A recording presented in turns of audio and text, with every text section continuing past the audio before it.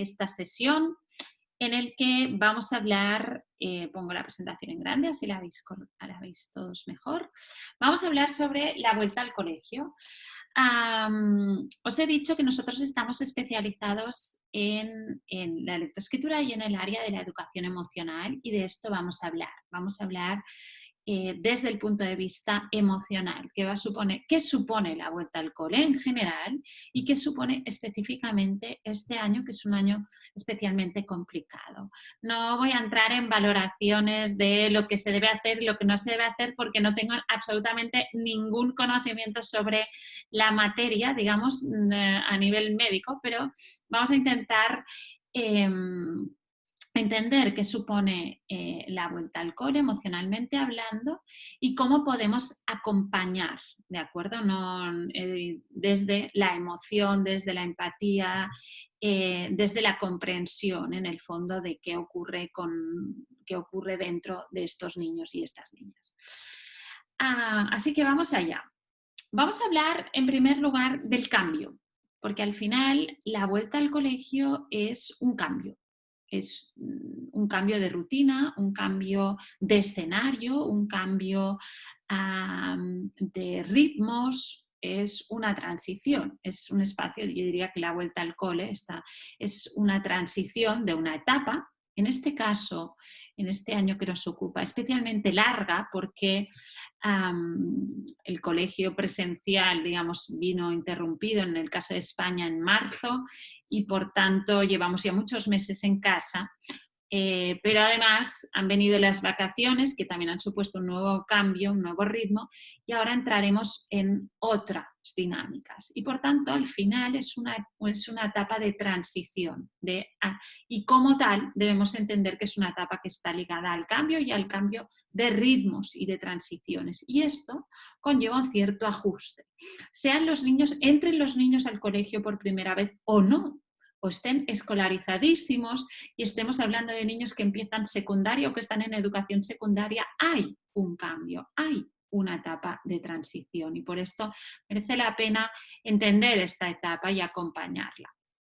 Esta etapa de cambio es una etapa que lleva muchas veces estrés, ansiedad, y esta ansiedad y este estrés se manifiesta de distintas maneras. Hay que aprender a detectarla. Muchas veces no entendemos qué pasa, porque los niños a veces no nos dicen: es que estoy estresado, es que tengo ansiedad, porque no saben ponerle estas palabras, porque no conocen exactamente. Entonces, creo que sí que es especialmente interesante estar alerta a estos signos, y luego intentaremos entender o intentaremos pensar cómo podemos acompañar, cómo podemos ayudar a sobrellevar esta etapa de transición y de adaptación a este nuevo cambio.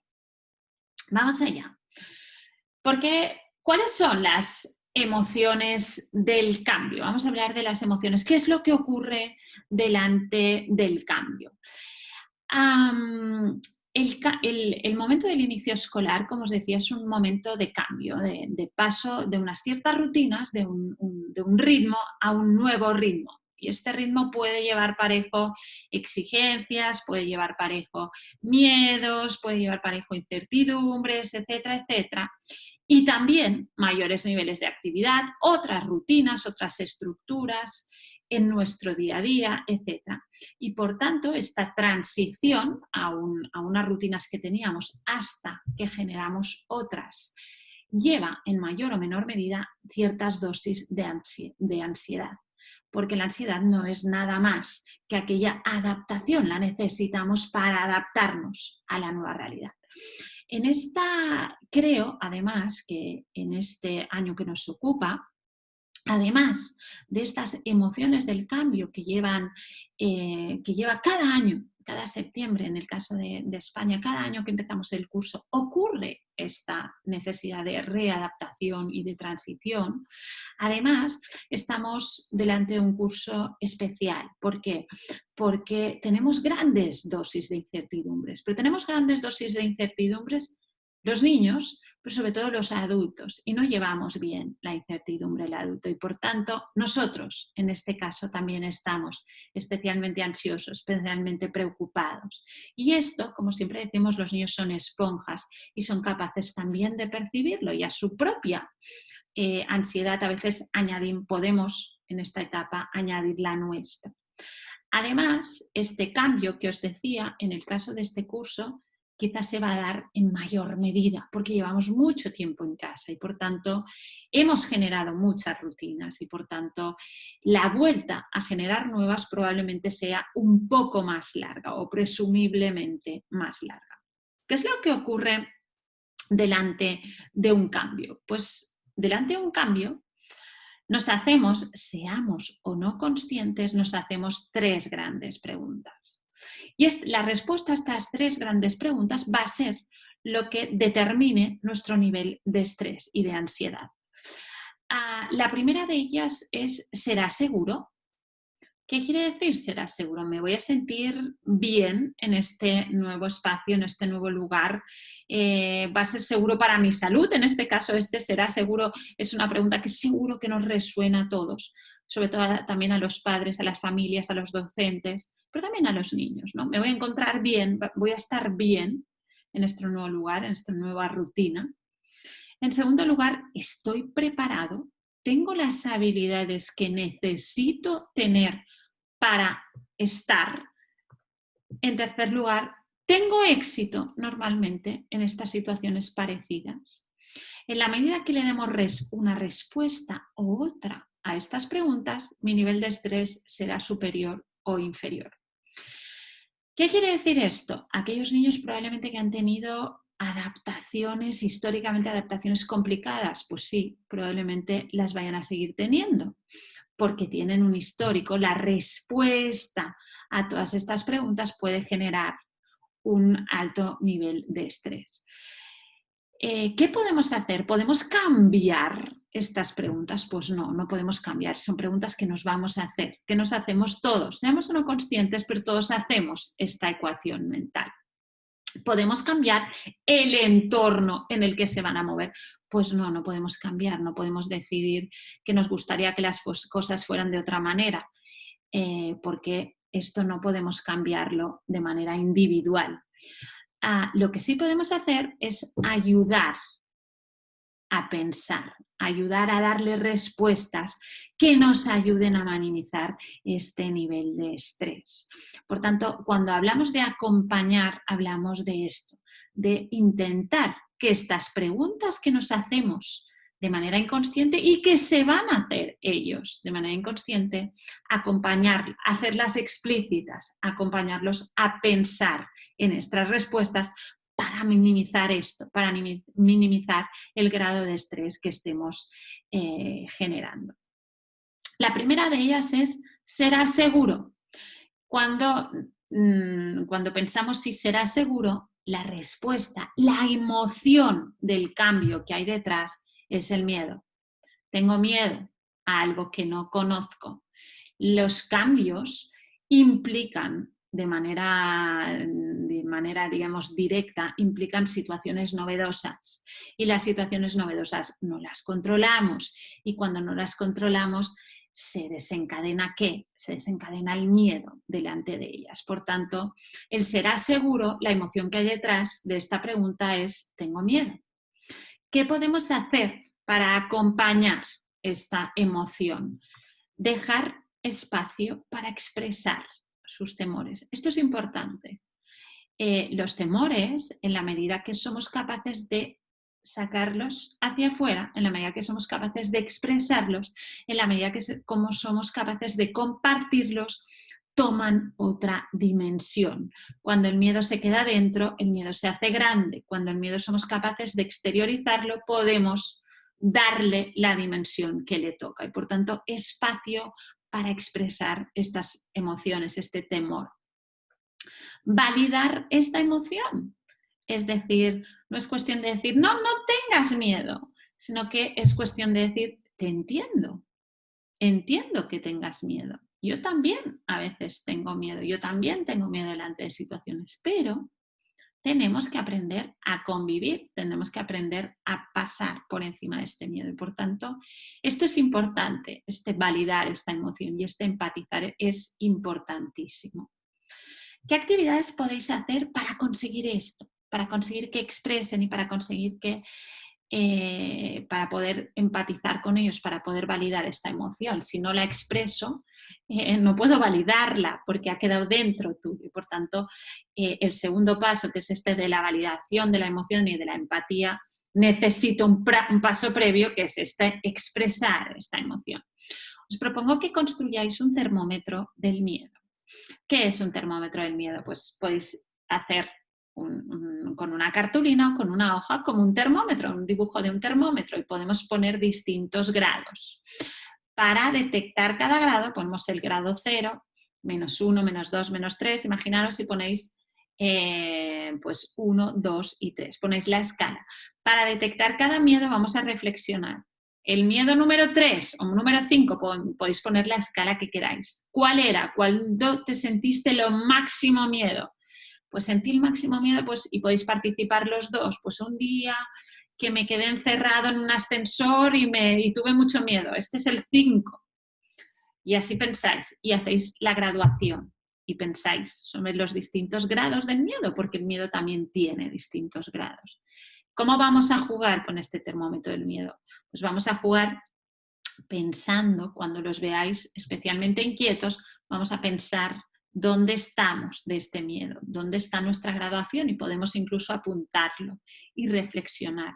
Y esto es una excusa ¿para qué? Para que expresen, para que nos digan, es que estoy así, y tengáis vosotros la oportunidad de validar esta emoción y de acompañar esta emoción. Lo importante para mí en este caso, en este miedo que lleva estas emociones del cambio, y una de ellas es el miedo, es que validéis esta emoción. No hablemos de no tienes miedo, no, sí tienes miedo, y yo también tengo miedo, y todos podemos tener miedo. El miedo no es, siempre decimos que los que venís por aquí más de una vez seguro que me lo habéis oído decir, las emociones no son ni buenas ni malas, sino que todas son absolutamente necesarias. Entonces, no hay que negar esas emociones fuertes, sino que podamos nosotros validar esa emoción y entender esa emoción, ¿de acuerdo? ¿Qué cuentos podéis usar para hablar sobre este miedo, sobre los miedos en general? Y son cuentos que además os van a dar alguna estrategia de resolución.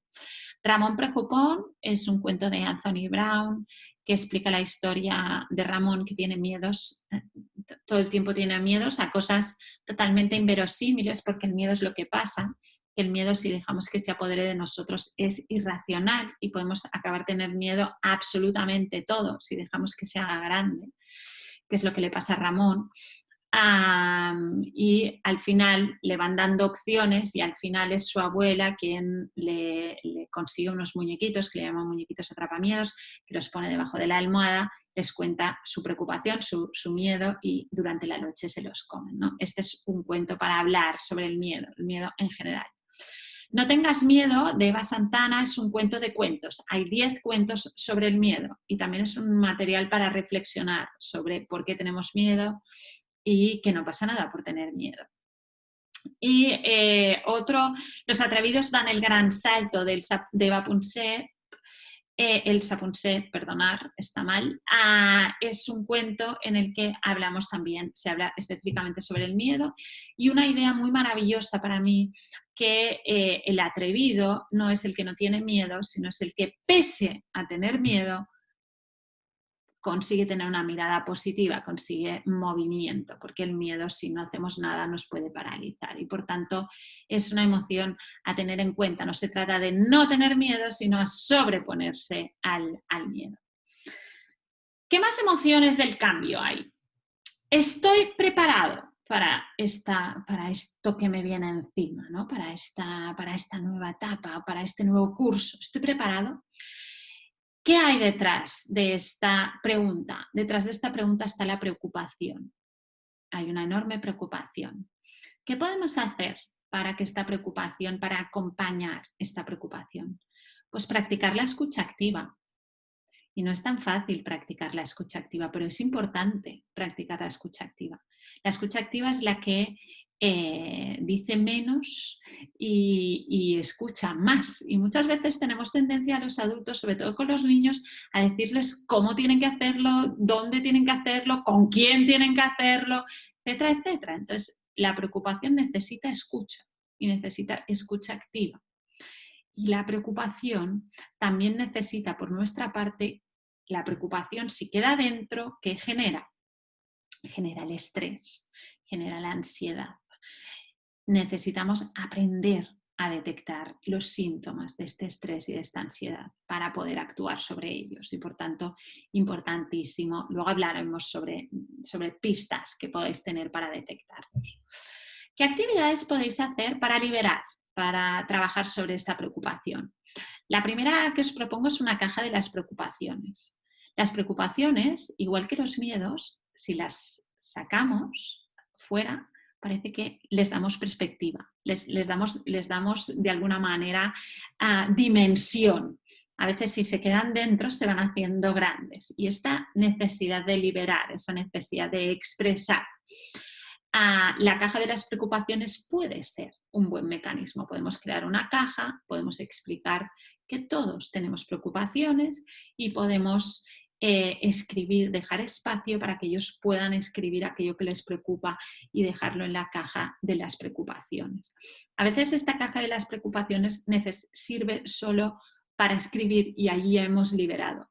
Pero mi recomendación es que una vez a la semana podamos abrir esta caja y leer aquello que hay y en el caso de que esa preocupación siga vigente, podamos hablar sobre ella, podamos, si al niño o a la niña le apetece, podamos buscar una solución, etc. Pero sirve, por tanto, de dos vías, como liberador, como soltar lastre, digámoslo así, y por otro lado sirve para compartir, para hablar sobre ello. Truco para que esto funcione. El adulto también participa. Yo también, adulto, voy a escribir mis preocupaciones en la caja de las preocupaciones y voy a compartirlas. ¿De acuerdo? Y por tanto, es un material para tener y para ir usando. Tampoco mi recomendación es que cada día vayáis a abrir la caja de las preocupaciones, porque tampoco esto sería fiscalizar, esto sería hacer el policía. Y cuando hacemos el policía, ¿qué ocurre? Que se cierran como una almeja, ¿de acuerdo? Entonces, aquí se trata de conectar y de liberar y de generar espacios para que ellos puedan liberar estas distintas emociones ligadas al cambio, no de fiscalizarlas, ¿no? Por último, esta preocupación nos lleva muchas veces al ¿qué? Al pensamiento negativo.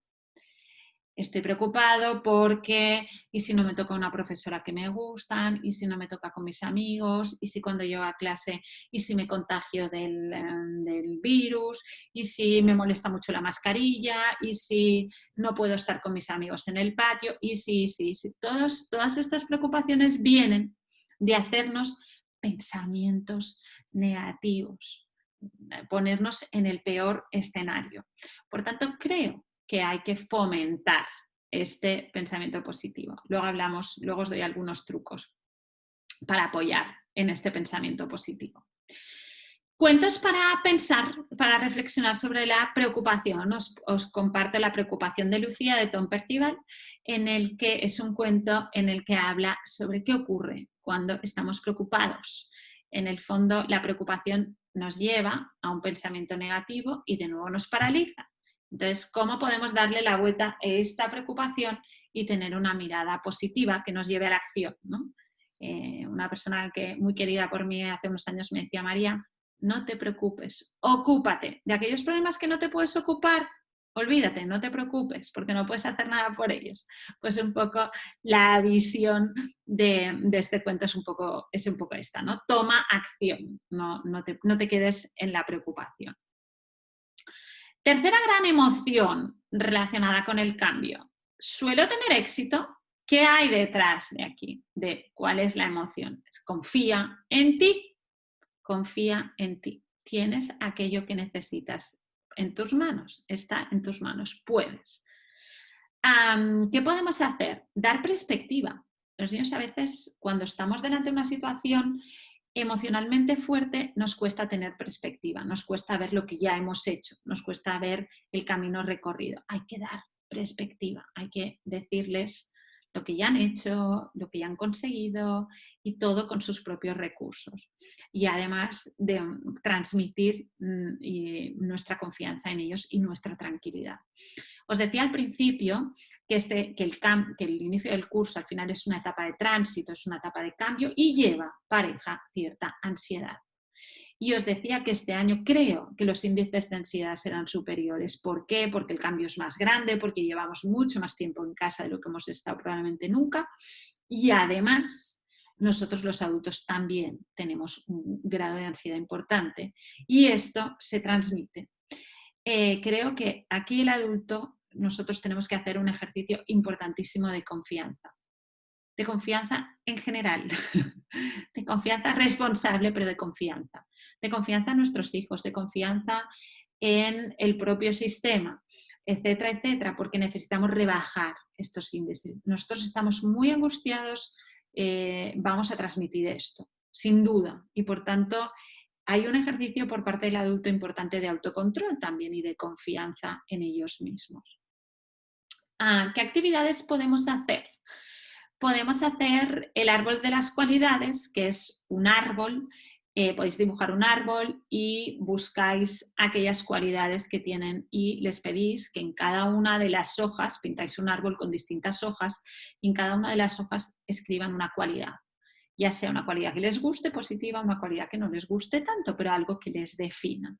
Luego les vamos a explicar que todas esas hojas son su capital y que algunas de estas hojas se caen, pero saldrán de nuevas. No nos preocupemos. Y todo esto es lo que necesitan, lo que tienen sus propias herramientas para salirse de cualquier situación. Y es importante este ejercicio de autoconocimiento en el fondo. La escalera del éxito es otro ejercicio que a mí me gusta mucho para que vean que aquello que consiguen, que el lugar en el que están no es fruto de casualidades mil, sino de sus propias habilidades. Y por tanto, conseguir algo siempre es fruto de de una escalera, de un esfuerzo que hay detrás. Por tanto, les vamos a pedir que piensen en algo que les costara mucho y al final consiguieran. Y luego vamos a pedir que piensen, pasito a pasito, qué era aquello, cuáles fueron los retos a los que se encontraron y lo escriban. Y en segundo lugar, ¿qué hicieron para conseguir superarlos? Y por último, ¿qué fue lo que consiguieron?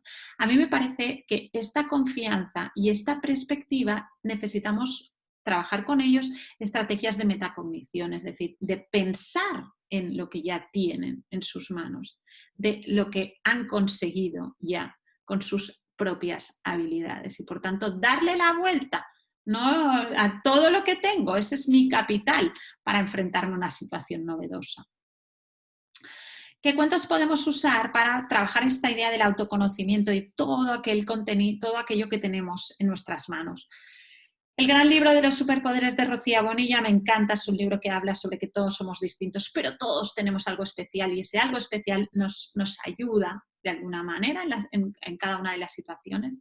Y yo voy conmigo de Raquel Díaz Requena, que también habla sobre la individualidad y de alguna manera la excepcionalidad de cada uno de nosotros. Y todos tenemos muchas cualidades en este árbol de las cualidades, seguro que todos podemos poner muchísimas hojas para que nos ayudan a salir hacia adelante.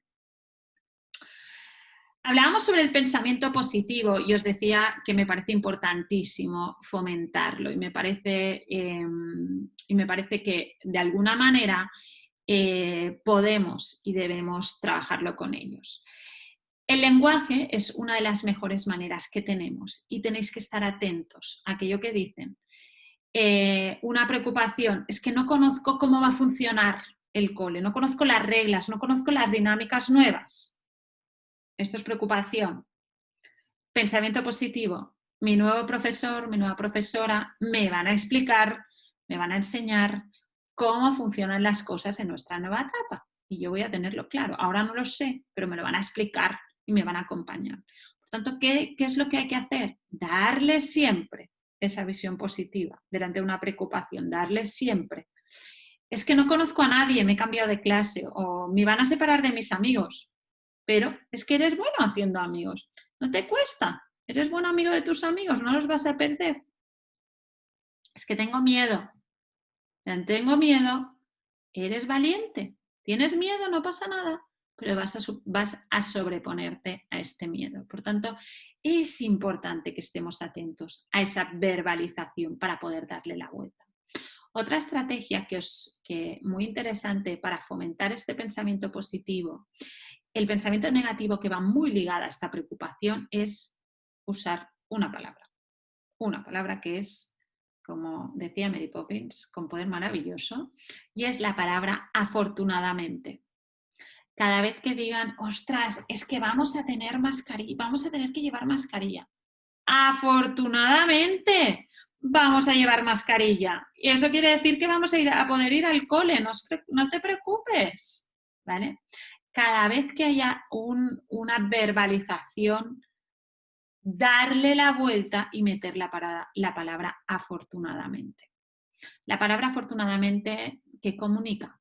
Es un cambio de mirada, es un cambio de mirada positiva y de alguna manera nos lleva a ver lo que sí tenemos, no versus lo que me preocupa, ¿no? Y darle un poco la vuelta. Y os animo a usarla estos días y siempre muchísimo. Por otro lado, os decía que este pensamiento positivo y toda esta perspectiva que necesitamos hacerles pensar. No se trata tanto de decir como de lanzar preguntas para acompañarlos a ser conscientes. ¿Cuáles son tus fortalezas? ¿Qué objetivos tienes? ¿Con quién hablas cuando tienes un problema? ¿Con quién crees de tus amigos o que si te sientes mal, con quién crees que podrías hablar? ¿Qué te gustaría explicar o que supieran de ti tus compañeros si no lo saben? ¿Dónde te sientes más seguro? ¿Qué es lo que te hace sentir seguro? ¿Qué es lo que te gusta? Etcétera. Es decir, estas son simplemente algunas preguntas, pero no dejéis de hacerlas, no dejéis de ayudarles a pensar, a llegar en el fondo a quitar esas preocupaciones, dando en el fondo, mostrándoles que ellos tienen las herramientas, ¿de acuerdo? La escucha activa. Vale, os he dicho que era muy importante, creo que es muy importante la escucha activa. Creo que a veces la practicamos poco, pero me parece que es la base. Es la base de la conexión, en el fondo. Y lo que necesitamos en estos momentos en los que hay, yo diría, emocionalmente muy fuertes, como pueden ser una vuelta al cole, es mucha conexión y mucha escucha. Si pudiera recetar algo, es esto. Para entender bien qué es la escucha activa, vamos a hacer un pequeño ejercicio, ¿vale? Imaginaos que estáis en casa, viene vuestro hijo y vuestra hija y os dice, mamá, es que estoy agobiado o agobiada porque empieza el cole y no sé si el curso irá bien, no sé si me acostumbraré a la mascarilla todo el día, estoy agobiada, ¿vale? Tenéis tres posibles respuestas. Primera, hijo, no te preocupes, claro que irá bien, venga, a jugar, que no hay que preocuparse. B, lo que tienes que hacer, si quieres que vaya bien, es estudiar mucho. Y así seguro que va bien. Oye, y la mascarilla, pues es lo que hay, chico. ¿Vale? C. Hijo, te sientes asustado porque es una situación nueva y desearías conocer todo lo que va a ocurrir. Pero esto es lo más normal del mundo. A mí también me asustan las situaciones nuevas. ¿Vale? Y ahora os lanzo una votación. ¿Ok? Me gustaría que pensarais cuál es la que usaríais, os saldría de manera natural, sed sinceros conmigo, por fin, y cuál creéis que es la que os ayuda a conectar mejor con vuestros hijos o vuestras hijas. Vamos allá. Ya os la he lanzado, ahora os aparecerá en pantalla.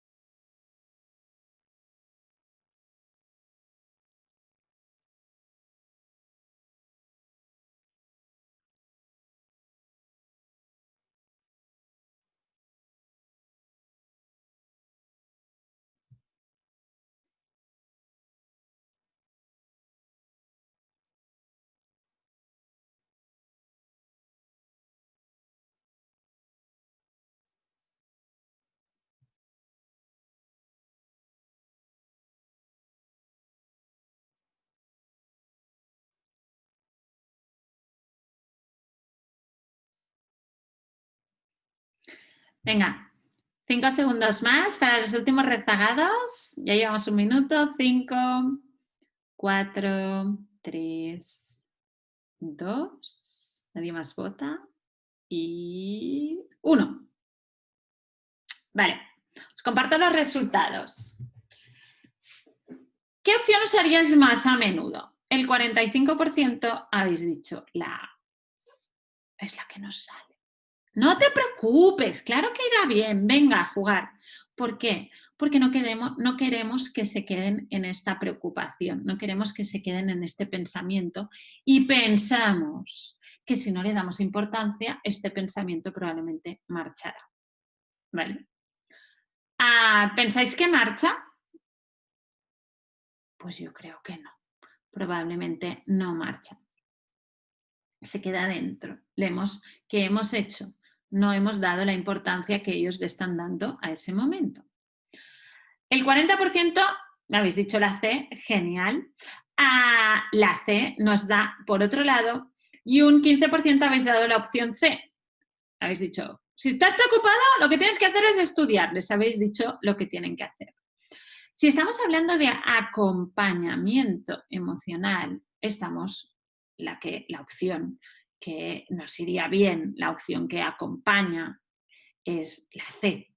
Hijo, te sientes asustado porque es una situación nueva y desearías tener toda la información. Es normal que sientas este miedo. A mí también me pasa. ¿Qué es lo que he hecho? He explicado, he puesto un nombre a esta emoción. Y además he empatizado y he de alguna manera validado esta emoción. Esto, por tanto, es la escucha activa. Esta escucha activa que nos ayuda efectivamente a conectar. Estoy con el 85% de vosotros. Por tanto, esto es un pequeño ejercicio. Gracias a todos por la votación. ¿La escucha activa qué es? La escucha activa activa la empatía. A mí también me pasa esto. No eres el único que siente miedo delante de las situaciones nuevas o se preocupa cuando no tiene toda la información. Ayuda a clarificar y a comprender. Lo que te ocurre es que tienes miedo porque no conoces esto. Ayudamos a entender la situación. Muchas veces, sobre todo los niños, puede que no entiendan exactamente todo este torrente emocional que hay dentro de ellos si nadie lo clarifica. Por tanto, la escucha activa ayuda a clarificar y a comprender. Y no juzga ni menosprecia. ¿Qué haya pasado? Ay, perdonad. ¿Qué ha pasado con las otras dos? No te preocupes. Irá bien. Venga, vete a jugar. En el fondo, ¿qué es esto? Esto es un menosprecio. Es darle menos importancia a la expresión emocional que hay dentro. La hemos menospreciado. La B, la hemos juzgado. Claro que tienes que estudiar. Escucha, hombre, estudia, hombre, lo que tienes que hacer es estudiar. Le hemos dicho lo que tiene que hacer, pero no nos está pidiendo lo que tiene que hacer, no nos está pidiendo consejo, está expresando. Por tanto, esta escucha activa tan importante, siempre, pero en estos periodos especialmente convulsos en el fondo, porque sí lo son, necesitamos practicarla de manera, yo diría, más decidida aún, ¿no? Y por tanto, quedaros con esta idea que es activar vuestra propia empatía, dar tiempo en el fondo, dar tiempo, tomarse un poco de tiempo, clarificar, ayudar a clarificar, intentar no juzgar y pensar esta idea de que por mucho que nosotros el problema nos lo quitemos de encima o le demos poca importancia, no quiere decir que ellos le den poca importancia. Esta es un poco la escalera que os comentaba antes, para que la tengáis claro. Me parece un ejercicio bonito, qué obstáculos has sorteado, cómo los has superado y cómo te has sentido, para ser conscientes de tomar esta perspectiva, que es importante que ellos sepan que tienen esas herramientas, ¿no? Y estos ejercicios para que ellos sean conscientes de ellas. Vamos ahora a hablar, estas serían un poco las emociones del cambio que vienen asociadas a las etapas de cambio. Vamos a ver ahora, vamos a hablar un poco, he dicho que esta etapa de ansiedad esta etapa de cambio implica ciertos grados de ansiedad en función de la respuesta que demos a estas preguntas y de nuestro histórico de respuestas que les hemos dado. Por tanto, vamos a hablar ahora un poco de ansiedad. Quedaos con esta idea. Quiéreme más, perdón, falta el más. Quiéreme más cuando peor me porto porque es cuando más te necesito. Muchos niños y niñas no saben expresar todos estos estados emocionales, no saben todo esto, simplemente hay un torrente emocional que les desborda y lo que nosotros vemos que son los signos de este estrés y de esta ansiedad. ¿Cómo lo vemos? Con alteraciones del sueño, con somatizaciones, dolores de barriga, urticarias en la piel, dolores de cabeza, etc. Aumento de las rabietas y de los comportamientos y los estallidos emocionales. En los más mayores las rabietas toman otra forma y son en forma más de conducta desafiante, contestaciones, etcétera. Aumentan las peleas entre hermanos, etcétera. Si de repente vemos que aumentan todos estos, todos juntos o de manera clara, un niño que dormía perfecto empieza a dejar de dormir bien, a un niño que no hacía rabietas empieza a hacer rabietas día sí, día también, etc. Esto es que estamos delante de un momento de ansiedad. Y en ese momento, ante cualquier otra estrategia, pero lo primero que tenéis que hacer es recordar esto. Recordar que ahora os necesitan 2 veces más. Porque están intentando hacer ¿qué? Están intentando hacer esto. Y están en este momento en el que quizás no se sienten seguros, no se sienten preparados, no tienen un histórico al que agarrarse, etcétera, etcétera, y por tanto han generado un alto nivel de estrés y de ansiedad y esto pasará. Por tanto, recordarlo. Antes de cualquier cosa, antes de cualquier estrategia, recordar esto.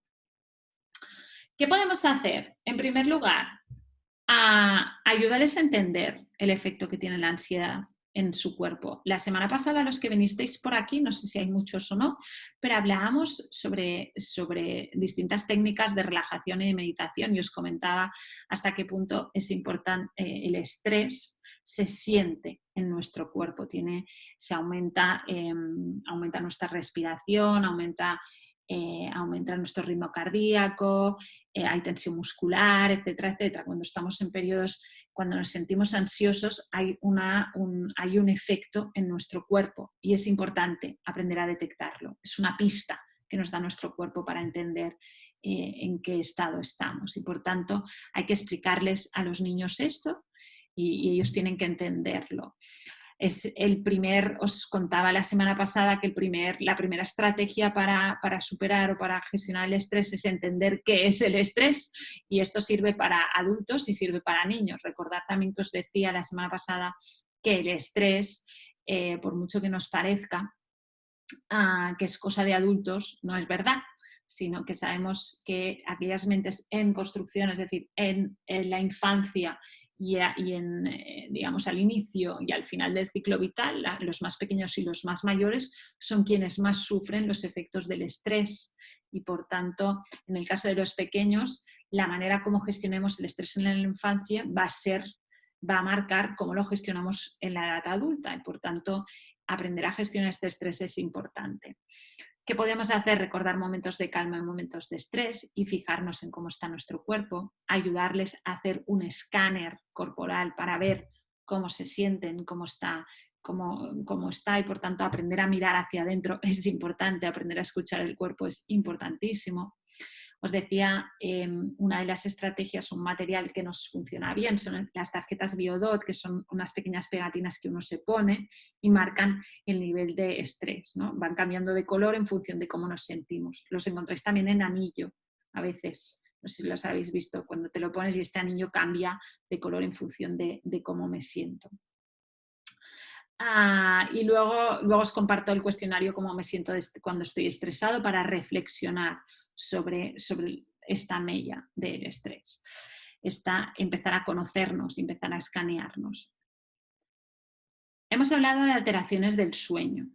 ¿Qué podemos hacer para proteger este sueño? Para proteger este sueño, una de las mejores Esto no es ningún método infalible, no es que si hacemos todo esto el niño no se va a despertar en absoluto, me encantaría, de hecho si hubiera dado con un método para que no se despertaran nunca, vamos, sería multimillonaria, pero no es el caso, pero sí que creo que hay una serie de rutinas del sueño que nos pueden ayudar. Se trata de implementar algunas rutinas del sueño. Una rutina del sueño, ¿qué quiere decir? Quiere decir entender que el momento de ir a dormir debe ser un momento de baja revolución y necesitamos darle un cierto espacio de tiempo. Este espacio de tiempo en el que necesitamos dentro de esta rutina del sueño. ¿Rutina qué quiere decir? Quiere decir que siempre vamos a hacer las mismas actividades antes de ir a dormir, que no va a ser algo que hacemos un día, sino que necesitamos rutinizarlo.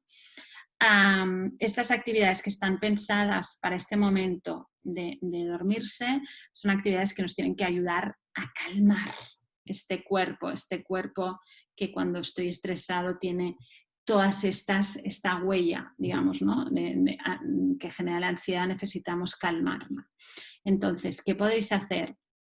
Pues evidentemente, aparte de lo que muchos ya hacéis, de contar un cuento, de todo esto, nada que decir, pero pensar en algún tipo de actividad que nos ayude a trabajar también sobre el cuerpo, sobre calmar esta mella a veces que tiene la ansiedad, ¿no? Entonces, la respiración, introducir algún tipo de actividad que os ayude a relajar a través de la respiración.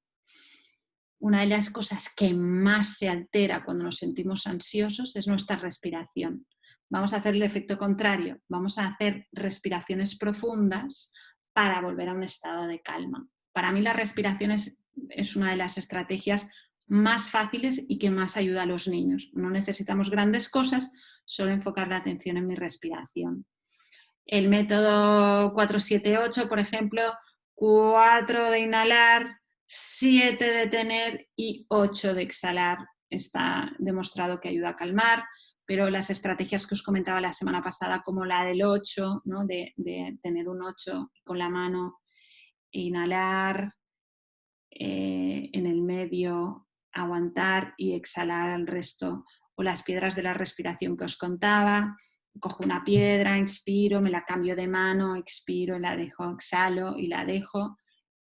También pueden funcionar bien. Es decir, cualquier estrategia que nos ayude a calmar a través de la respiración puede funcionar muy bien. Podéis hacer, por ejemplo, algún tipo de movimiento de yoga. Si tenéis niños que necesitan o se conectan muy bien con la parte de movimiento, podéis hacer asanas del sueño, que nos ayuden también a liberar. Y podéis hacer algún tipo, os dejo aquí en imagen algunas de ellas que os pueden ayudar. Podéis hacer algún tipo de pequeña meditación. Luego os comparto un enlace con meditaciones concretas que podéis hacer antes de ir a dormir, muy cortitas, de minuto, pero que nos ayudarán. Entonces, yo sí que me plantearía ahora y empezar ahora para empezar a generar una rutina, sí que me plantearía hacer algún tipo de estrategia para ir bajando revoluciones y acompañar al cuerpo y a la mente a dormirse mejor, porque lo van a necesitar en estos momentos de ansiedad. Las rutinas nos ayudan mucho. Nos ayudan mucho en momentos en los que estamos especialmente ansiosos, porque nos dan seguridad. Porque esta ansiedad que tienen los niños viene de una inseguridad hacia a una situación nueva. Entonces, creo que implementar rutinas a través de estrategias como, por ejemplo, tabla de rutinas os puede ayudar mucho a tranquilizar, a dar seguridad. ¿Cómo se construye una tabla de rutinas? Importante, para construir una tabla de rutinas y que funcione lo mejor posible es que la construimos con los niños. No vamos nosotros y les decimos, vamos a hacer esto, Pepito, ahora vamos a hacer las cosas así, sino que vamos a intentar pensar con ellos. Entonces, si pensáis que, por ejemplo, vuestro momento crítico o en el que hay mayor estallidos emocionales, porque se junta todo el día, se junta con el cansancio, etc. Es, por ejemplo, la noche, pues yo pensaría en una tabla de rutinas de la noche. Y la pensaríamos juntos. A ver, Pepito, ¿qué necesitamos hacer cada día antes de ir a dormir? ¿Qué necesitamos hacer y qué nos gustaría hacer? Y vamos a hacer una lista, ¿de acuerdo? Y luego vamos a pensar tanto aquellas tareas que tenemos que hacer, como pueden ser cenar, duchar, como aquellas tareas que quiero hacer, como puede ser pues, jugar o ver un poco la tele, etc. Y luego vamos a ordenar todas estas tareas y lo vamos a hacer conjuntamente. Y aquí vamos a ser abiertos, es decir, si os dicen, oye, es que a mí me gusta más ver, evidentemente hay unas líneas rojas que cada familia tiene, pero a partir de aquí, si no pasamos las líneas rojas, dejar que ellos creen sus propias rutinas, si pensáis que tienen sentido. Y por tanto, que se la sientan suya esta tabla, porque si la imponemos no va a funcionar igual, ¿no? Entonces, vamos a hacer esta lluvia de ideas, vamos a dividir estas tareas y luego las vamos a pactar. Oye, pues mira, esto no lo veo, lo vamos a pensar conjuntamente y luego la vamos a construir, la vamos a dibujar, la vamos a hacer fotos, hacerla como queráis, pero que quede escrita, plastificada o como queráis, pero que quede en un lugar visible. Y vamos a entrenar, es decir, vamos a empezar entrenando y les vamos a dar autonomía para que ellos, oye, ¿qué toca ahora? Etcétera. Es importante que esta tabla de rutinas unos la sientan suya porque la hayan construido conjuntamente y la entrenéis. Solo por tenerla colgada no va a funcionar, vamos a tener que remitir a ella y después ellos van a entrar en esta tabla. Pero en estos momentos de cambio y de tránsito que parece que todo se tambalea, tener un orden, una tabla de rutinas nos ayuda a estar seguros, a sentirnos a salvo y esto rebaja este nivel de ansiedad. Peleas entre hermanos. Hemos dicho que estas peleas entre hermanos que puede ser que aumenten, ¿no? en estas etapas. Yo creo que lo mejor que podéis hacer es retiraros, no intervenir. Si intervenimos, hacerlo de manera ecuánime con cada una de las partes. Intentar que solucionen ellos el conflicto, no intervenir y dar siempre la solución. Y si no son capaces de resolverlo, entonces intervendremos, pero sobre todo de manera ecuánime y buscando reflexionar. ¿Qué pensáis que podríamos hacer para que no vuelva a ocurrir? ¿Qué pensáis? Etcétera, etcétera. Por tanto, ayudándoles a pensar en ellos la solución. Intentar coger estas peleas como una oportunidad para que ellos aprendan a resolver conflictos. Y pensar que si vosotros entráis en la pelea y os metéis, es probable que aumente el ritmo de estas. Por tanto, si nos retiramos y no intervenimos, muy probablemente estas peleas vayan, digamos, a morir, no vayan a ir a más. A veces nosotros por querer intervenir las hacemos a veces más grandes o más reiterativas. Por tanto, esta idea de que mientras no haya, digamos, sangre, entre comillas, intentar intervenir lo mínimo posible y si lo hacéis, que sea ecuánime y que vuestra intervención vaya hacia qué, vaya hacia intentar ayudarles a resolver el conflicto. Y cuando estos estallidos emocionales, estas rabietas que van a ocurrir, ¿qué podéis hacer delante de estas rabietas? Pues bueno, ya hemos hablado un poco antes, creo, pero una vez ha pasado esta rabieta, creo que, y este estallido emocional, dejarlo pasar, no entrar, no confrontarse con él, y una vez ya ha pasado, volver a retomarlo, es decir, validar la emoción, te entiendo, te sientes así, sientes miedo, te sientes ansioso, te sientes preocupado, empatizar, a mí también me ocurre, yo también me siento preocupada delante de una situación que no conozco y esta en concreto también, pero lo que no podemos hacer cuando estamos preocupados, cuando tenemos miedo, es hacer esto, porque, etcétera, etcétera, ¿qué podemos hacer para estar en calma? Y entonces un poco ayudarles a pensar en opciones para volver a la calma y para, en caso de que sea posible, encontrar una solución. Por tanto, mucho acompañamiento, mucha empatía y mucho validar esta emoción y pensar que es un tránsito, es una etapa de tránsito que tenemos todos que reajustarnos y pasar. Hasta aquí esta parte de contenido. Muchísimas gracias por vuestra atención.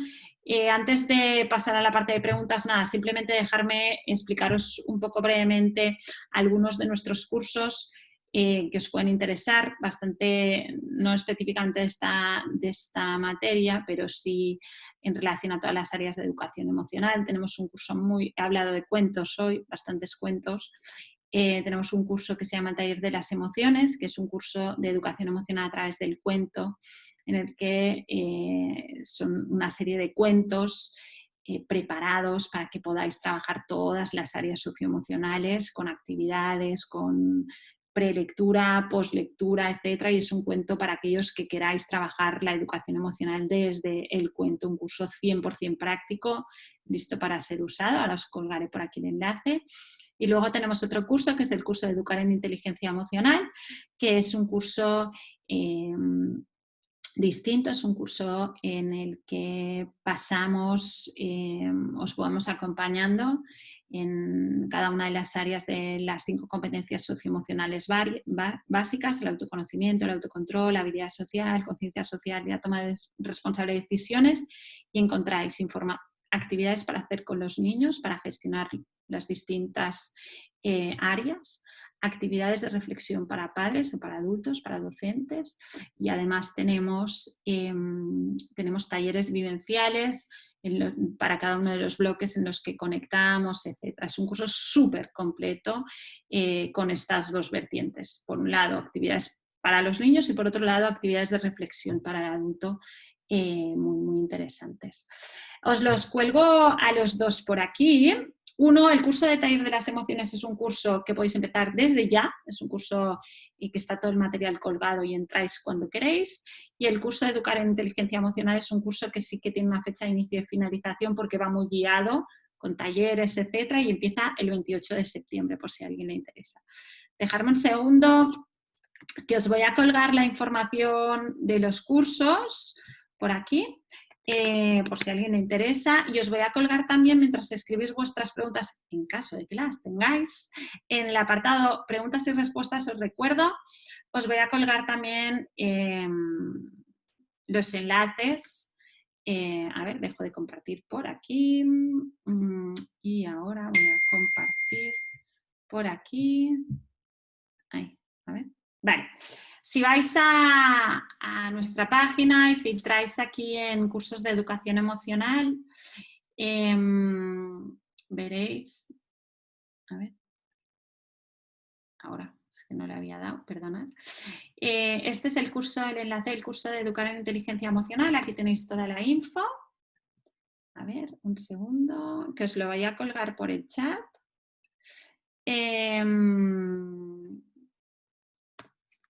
¿Vale? Y este curso y este otro es el Taller de las Emociones, que os lo cuelgo también por el chat, ¿vale?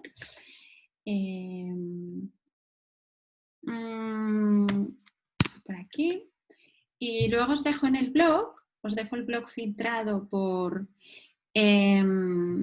educación emocional, para que lo veáis. Un segundito. Vale. Educación emocional.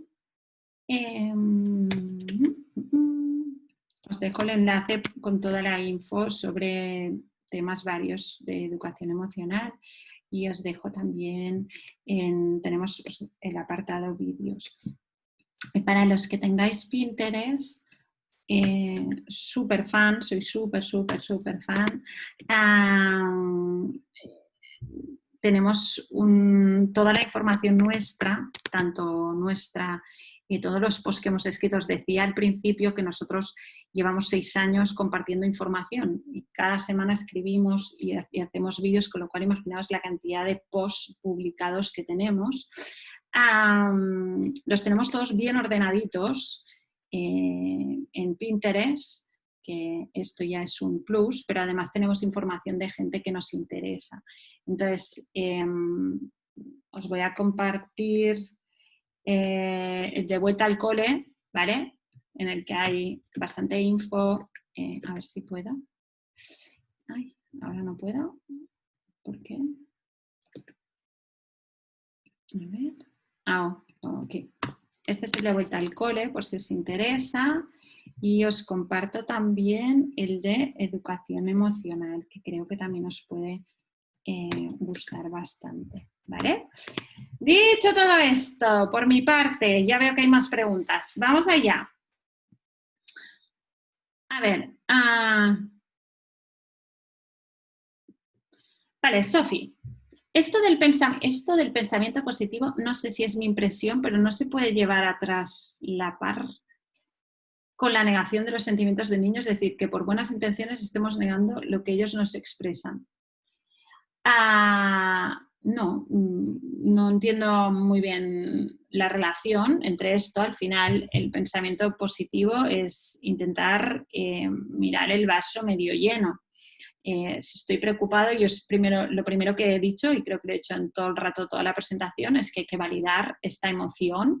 Eh, ah, vale, veo que, vale, veo que Sofía me dice que ya le he respondido. Pues nada, esta validación, esta emoción, lo primero que tenemos que hacer es validar esta emoción y por tanto creo que no hay que negar. Los sentimientos nunca hay que negarlos, porque además los sentimientos hay que pensar que no son ni positivos ni negativos. Todos transitamos por todas las emociones y tenemos que abrazarlas, ¿eh? Además, pienso que hay que aprender a vivir con ellas, con las que no nos gustan tanto también, con el miedo, con la tristeza, etcétera, pero también hay que transitarlas. Entonces, bueno, este pensamiento positivo nos ayuda a transitar estas emociones. Venga.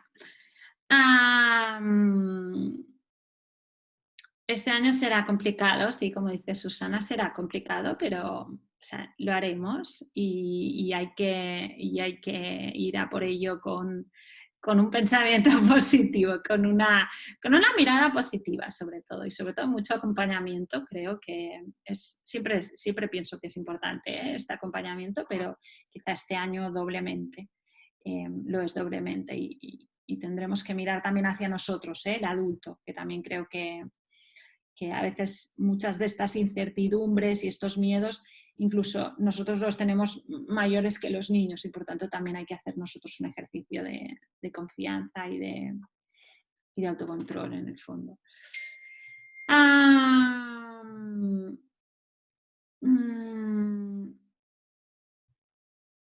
A ver.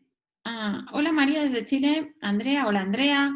Nosotros aún no entramos a clases presenciales. ¿Recomiendas ir trabajándolo desde ya y no esperar a entrar?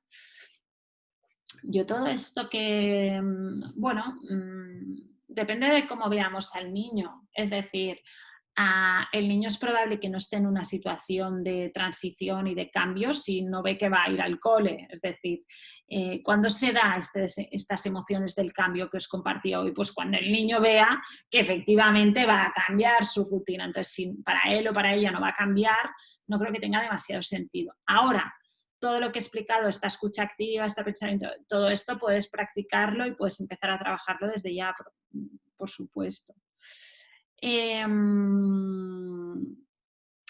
Vale, es verdad. Os he dicho que os compartía, cierto, he dicho que os compartía un enlace sobre las rutinas del sueño, correcto, ahora mismo voy, perdonad. Os he dado el general y no os he dado los específicos que os había dicho. Un segundo que la busco. Vale, ya lo tengo. A ver.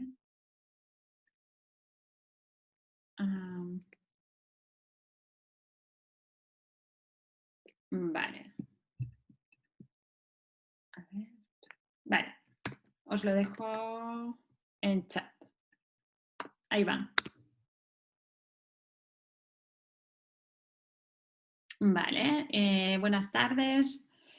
Lucia Alicia, en mi opinión, las emociones juegan un papel importante en el desarrollo integral del niño, es la base para desarrollar las otras áreas de aprendizaje. ¿Alguna estrategia cuando el niño muestre resistencia a las clases en línea, aparte de la paciencia y la escucha activa? Bueno, creo que la paciencia es básica en general y creo que hay que hacerles reflexionar y entender qué es lo que hay ahí, qué es lo que pasa, por qué no quiere ir y cómo podemos hacer e involucrarle en la búsqueda de soluciones. Es decir, no quiere ir, pues tenemos que intentar indagar por qué no quiere ir y qué necesitaría para poder estar. Entonces, intentar buscar una solución, hacerle partícipe, más que obligarle a estar en la clase y simplemente no dejarle ir, ¿no? Dejar, pues no vayas, ¿no? Sino buscar una solución de manera conjunta. Es muy complicado, dependiendo de las edades de los niños es más difícil hacer una clase online y a veces también muchas clases online quizá no estamos acostumbrados a hacer clases online y no están adaptadas. Entonces, bueno, hay que tener empatía y hay que buscar soluciones. Vale, esto ya os lo he dado. María, ¿sería adecuado incidir y trabajar el miedo y la tristeza como posibles emociones en esta normalidad? Nueva normalidad. Vale, a ver. El miedo y esta nueva normalidad implica, por tanto, unas nuevas rutinas, unas nuevas maneras de hacer las cosas que no son las que teníamos antes. Y esto implica, por tanto, cambio, y el cambio implica adaptación. Y este cambio implica miedo. Entonces, si ellos sienten este miedo, hay que trabajar este miedo, es decir, hay que aprender a sacarlo y hay que aprender a entender que es normal y hay que aprender a gestionarlo. Entonces, sí creo que es importante siempre que veamos que hay esa emocionalidad.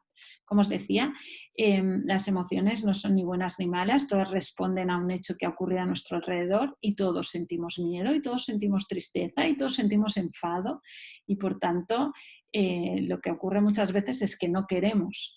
No queremos que los niños, no queremos verlos tristes, no queremos verlos con miedo y decimos, no te preocupes, no pasa nada, no tengas miedo. No, sí, tengo miedo, oye, ¿por qué tienen que negarme? Claro que hay que trabajarlo, sí, sin duda. A ver, me estáis dejando preguntas en chat.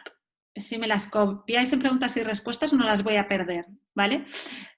Patricia, ¿se pueden trabajar estas emociones a través de clase teledirigida? Pues he trabajado algo de contención emocional por esta vía. Sí, se pueden trabajar, por supuesto que se pueden trabajar. Hacer un termómetro del miedo lo podemos hacer en una clase teledirigida.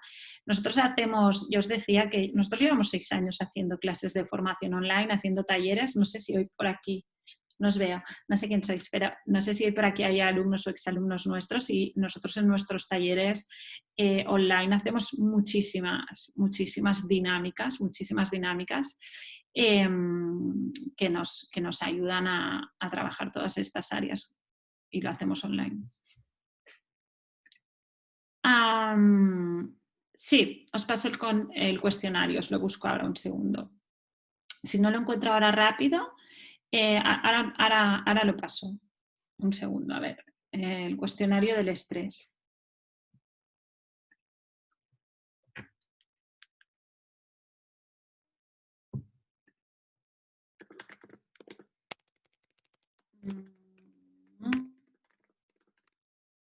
Ahora os lo busco, ¿vale? Mientras tanto. Gracias a vosotras. Vale, Ana me pregunta que qué pasa cuando no hablan demasiado. Cuando no hablan demasiado faltan espacios de conexión. Para que todo esto funcione necesito generar espacios de expresión emocional y a veces no todos los niños tienen facilidad para expresar, no todos los niños tienen conexión con ellos mismos porque se les ha dado la opción de conectar con sus propias emociones y no todos los niños, y evidentemente hay niños más abiertos y niños menos. Entonces, lo primero que tenemos que hacer es generar este espacio de conexión. Entonces, si aún no están, si aún no me dicen es que tengo miedo, es que estoy ansioso, etc., estrategias como puede ser un emocionómetro. ¿Qué es un emocionómetro? Pues un emocionómetro es un espacio en el que pongo un gomet o una pinza, pongo distintos estados emocionales, tristeza, miedo, felicidad, curiosidad, etcétera, lo que vosotros queráis, y ponéis una pinza. Y cada día vamos a hacer nuestro emocionómetro. La idea es que adultos, importante, el adulto participa, porque el adulto es coautor, digamos. El adulto no es un policía, el adulto es un guía, el adulto va del ladito. Si me posiciono arriba, si me posiciono como policía, ¿y qué te ha pasado? ¿Y cómo sientes? ¿Y qué te ha pasado? ¿Y qué te ha dicho? ¿Y qué te... Entonces, ¿qué pasa? Insisto, que se cierran. Entonces, a veces por querer ayudar, conseguimos todo lo contrario. Un emocionómetro lo hacemos conjuntamente. ¿Qué pensamos? ¿En qué emoción? ¿Cómo me he sentido hoy? Y yo puedo poner el enlace en me he sentido cansado o me he sentido triste. Y luego, y él donde quiera. Y luego vosotros compartís. Pues mira, a mí me he sentido triste porque en el trabajo fulanito me ha dicho no sé qué y a mí y esto me ha hecho sentir no sé cómo. Y él lo pone. ¿Y tú te has sentido contento? ¡Ay, qué bien! ¿Me lo cuentas? Y te dice que no. No hay problema. No insistimos.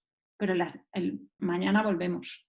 Y pasado volvemos. Y volvemos y volvemos hasta que es una manera de empezar a expresar. Sobre todo es una manera de empezar a llevar la mirada hacia adentro. Estos niños que no cuentan mucho a veces lo que hacemos es que les atosigamos a preguntas y conseguimos todo lo contrario. Estoy buscando, Estoy buscando... Vale, no os lo encuentro rápido el cuestionario, pero intento buscaroslo y os lo mando con el mail con la grabación, ¿vale? Así que mi primer webinar me ha gustado mucho, gracias, encantados. Aún no tenemos vuelta al cole y no sabemos cuándo, pero ¿crees que es bueno destinar 15 días, un mes al comienzo de la vuelta al cole, solo dedicado a trabajar emociones? ¿O hay que comenzar de inmediato en las áreas académicas? ¿Y tienes algún material de diagnóstico para comenzar a trabajar las emociones? Vale, a ver. Vamos a ver. Entiendo que, Graciela, me hablas sobre desde el aula, desde el docente, ¿no? No sé si dedicaría 15 días enteros a hablar sobre emociones, pero seguro que yo, si pudiera, desde el aula, dedicaría un espacio importantísimo de mi tiempo al inicio de nuestro nuevo curso de trabajo emocional. En dos sentidos, en la expresión emocional y en la gestión de estas emociones y en la reconexión con la parte académica. No sé si es posible dedicarle 15 días íntegramente a estas áreas, pero seguro que este es un año en el que debemos llevar la mirada hacia las emociones. Seguro, seguro, seguro, seguro. Esto sin olvidar, evidentemente, toda la parte académica. Por otro lado, un material de diagnóstico. No tengo ningún material de diagnóstico para el trabajo emocional, porque al final nosotros no trabajamos nunca las emociones como algo, digamos, como terapia, sino que trabajamos simplemente en el crecimiento de nuestra propia... trabajamos la educación emocional, no la terapia, entonces yo no tengo diagnóstico, no sé muy bien a qué te refieres, pero... si me ayudas, lo intentaré. Venga. A ver, esas preguntas que me dejáis por chat, porque se me están... A ver. Tengo mi nieto de 5 años, solo está frente a la pantalla con videojuegos. Mi hija solo tuvo el cartel de rutina un par de semanas, pero el trabajo online la rebasa, no me deja participar por apoyarla. Sus padres están separados, pero ambos trabajan online, disponen de poco tiempo y paciencia para estar con él. A ver, es muy complicado, ¿eh? No sé decirte lo que hay que hacer y tampoco es mi estilo normalmente, pero al final los padres son los padres y creo que yo lo que haría como abuela, digamos, es siempre pues dar un poco ese espacio, ¿no? Y cuando estás con el niño, pues intentar empatizar, etcétera, ¿no? Y entender y quizá hacer reflexionar a la hija de qué necesita el niño, pero vamos, muy complicado.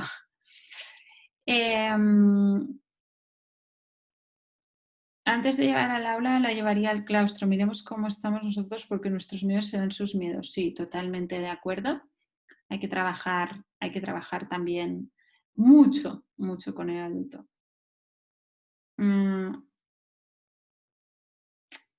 Los padres pasan estas emociones. ¿Sería bueno dedicar un tiempo para ayudarles ahora que estamos trabajando online? Pregunto, seguro. Los padres, ya lo he dicho, los padres pasamos todos estos estados emocionales, entonces es importante el trabajo de adultos, los padres y docentes, por supuesto. Por supuesto, calma, calma.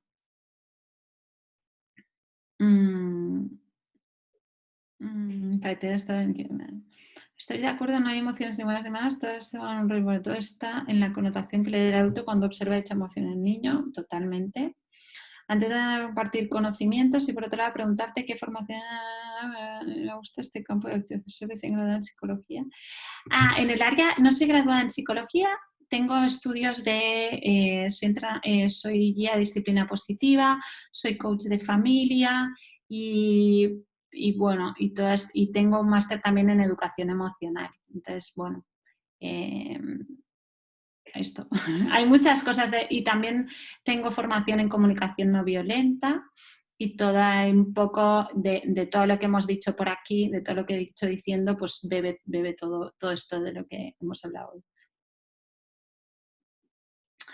Dicho todo esto, ah, mm, Mónica nos dice, es tan difícil trabajar online, es muy difícil trabajar online. Soy docente, mi marido también trabaja todo el día online, tenemos 3 peques, se hace muy difícil, es muy difícil trabajar online, pero es lo que nos ha tocado. No, en esto creo que también nosotros, adultos, tenemos que hacer un ejercicio de soltar, ¿no? de adaptación.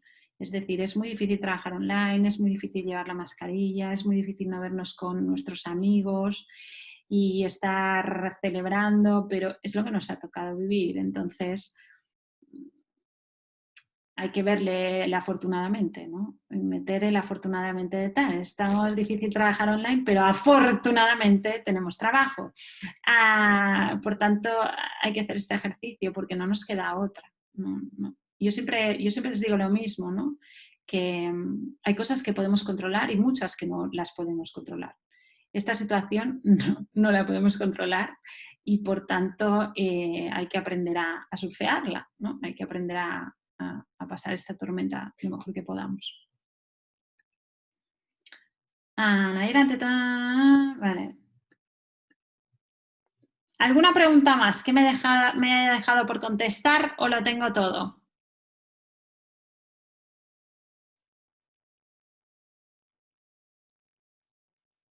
Pues si no hay más preguntas, muchísimas gracias por vuestra atención. Estoy a vuestra disposición siempre, ya lo sabéis.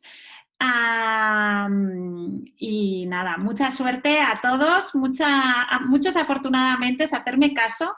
Dice una persona que os recomiendo mucho, que yo siempre, los que veis por aquí sabéis que siempre hablo mucho de comunicación positiva, porque a mí personalmente me parece de las cosas más importantes que he aprendido, es aprender a intentar pensar en las palabras que usamos.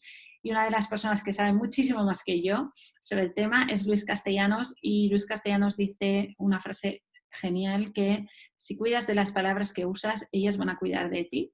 Así que os animo mucho a cuidar de vuestras palabras y todos esos miedos que tenéis, que les deis la vuelta y pongáis muchos afortunadamente. Ya veréis cómo van cambiando las miradas. Muchísimas, muchísimas gracias y nos vemos o en los cursos o en la siguiente webinar. Gracias.